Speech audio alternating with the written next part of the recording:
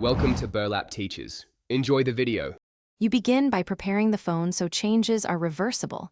Connect via Wi-Fi or USB, enable developer options and USB debugging. Once done, install a reputable navbar or gesture app from the Play Store. The app lets you emulate iPhone controls. Make sure to back up your home layout and take screenshots of current settings. That prevents surprises. Now open the app and allow required permissions. Grant accessibility and overlay rights, so the app can replace or hide the stock navigation bar. Now you configure the app to mimic the iPhone navigation. Choose the single pill layout, enable swipe up for home, and set edge swipe for back. Once done, tweak size and placement, reduce the pill height and bottom inset so it sits over the system bar.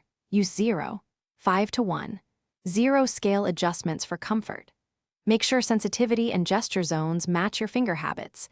Increase haptics and slow down animation speed slightly to match iPhone feel. Then test each gesture repeatedly for accuracy. Finish by testing every gesture in common apps: home, back, app switcher, and long press actions. Once done, fine-tune sensitivity or adjust animation to remove misfires. If the pill overlaps or blocks UI, check overlay permission and increase the bottom inset. That usually resolves cutoffs. If gestures stop working after an update, restart the phone and regrant accessibility rights. If problems persist, revert using your backup or uninstall the app. That restores the original navigation and prevents lasting issues. Thanks for watching. Consider subscribing if this video helped you.